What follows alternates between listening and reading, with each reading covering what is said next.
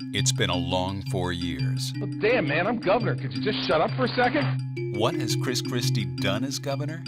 Cut $1.3 billion from our schools, attacked pensions and health benefits for teachers and public employees, an unprecedented expansion of high-stakes standardized tests, and an all-out assault on public employees, with the worst hits on hard-working teachers and education support professionals.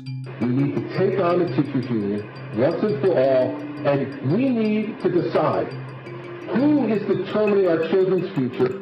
Our children's future is at stake, but Chris Christie vetoed a tax on millionaires that would have protected our schools.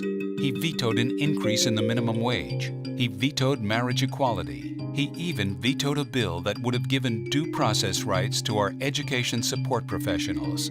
Christie has made his position clear. He sees teachers, ESPs, and the NJEA as his enemy. They are a political thuggery operation. In a recent speech where he positioned himself as a candidate for president in 2016, Christie promised to, quote, drive a wedge in the union movement, and called the NJEA a bully, and threatened to punch them first. Well, we know who the real bully is, and we need to keep standing up for schools, for teachers, for education support professionals, and for middle-class families. It is critical that we work to defeat Chris Christie and elect Barbara Buono as the next governor of New Jersey. Barbara Buono and Lieutenant Governor candidate Millie Silva share our values. I'm running for New Jersey.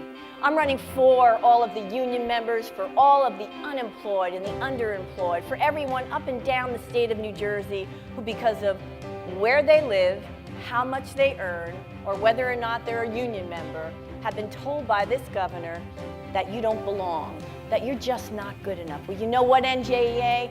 This is our time. This is our turn.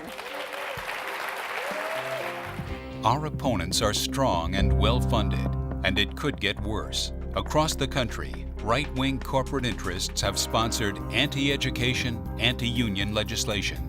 In state after state, billionaire oil tycoons Charles and David Koch and their special interest friends have spent millions to buy elections and advance their agenda. Wisconsin, 2011. The Koch brothers, working with a Republican-controlled legislature, spent millions to protect anti-education Governor Scott Walker and a legislature that backed his agenda. The result? They took away the right of public sector unions to bargain collectively. Basically what Scott Walker said is that public sector workers should no longer really have the right to collectively bargain. This is a real attack not only on schools but on the whole public sector. He started immediately cutting money from public education. Our pay has been cut. We have to pay more into our pension. We have to pay more into health care. We took really big hits financially. We've seen increases in things like co-pays in our health insurance. When we go to the doctor, we have to pay more. I just had a baby about a month ago, and because of the changes that have taken place since our contract had ended on June 30th, I now have a $1,500 hospital bill sitting on the table that I need to pay. The workday is longer. Class sizes are exploding. Every year we were forced to cut teachers. It's been awful, and it's forced us as teachers to really do more with less.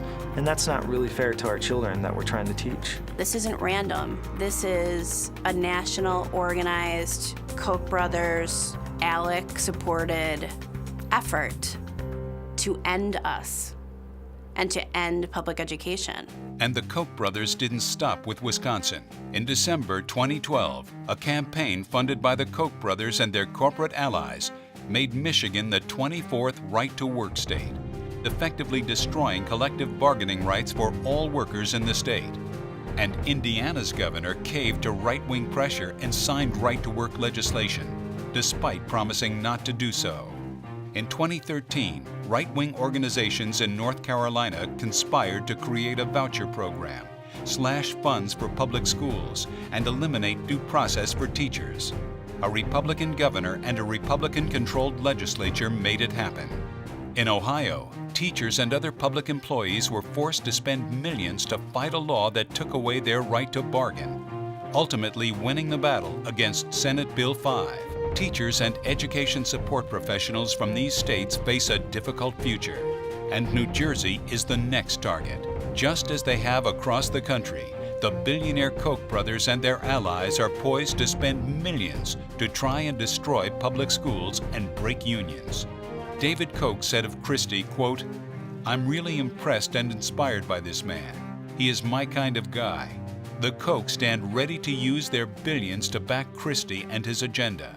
Fortunately, in New Jersey, a majority of pro-public education legislators in the Senate and Assembly have stood guard against the right-wing agenda of Chris Christie and his corporate friends. The governor wanted to end seniority rights, and the legislature said no.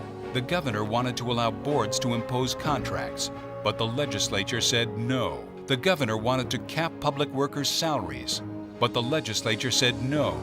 The governor asked for merit pay legislation, but the legislature said no.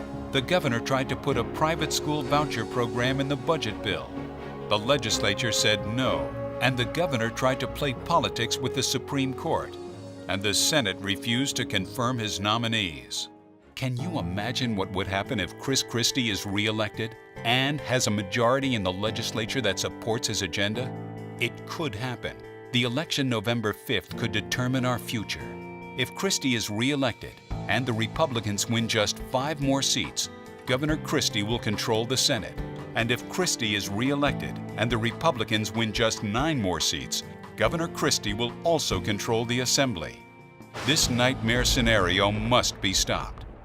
The time for action is now. If there's one lesson from Wisconsin and what's happened is it's your vote counts, and if we can't mobilize and educate our people to vote, then we're going to lose, because we are never going to be able to outspend the Koch brothers and the powers that be. I would have to say to teachers facing this situation that it is time to get very active in local politics as well as your statewide politics. If you want to continue to be respected in the workplace, you have to support politicians that support public education. My greatest advice to teachers in other states is making sure that they educate their families about what's going on and how it's going to affect their students' learning and their students' education. You can make a statement in your state that will ripple across the nation. Protecting the things we value requires that we fight to defeat Chris Christie and elect Barbara Buono and Millie Silva. Fight to protect a pro-public education majority in the Senate and in the Assembly. What can you do? Start by going to GardenStateForward.org to get informed and learn more about the issues at stake. Then take action. Be a recruiter. Find at least 10 friends and family members to join the fight for our values by pledging their support and working on behalf of pro-public education candidates. Be a leader. Make sure all of your colleagues are signed up and participating in the Garden State Forward Friends and Family Program. Make them recruiters. Be a volunteer. Join us today at GardenStateForward.org. The Friends and Family tool will allow you to reach out to your neighbors and learn what you can do to win this election and move New Jersey forward. As educators, we care about our children, we care about our communities, and we care about New Jersey's future. We must work together to stop the attack on all New Jersey families. Public education is on the line. This is our fight. This is our time.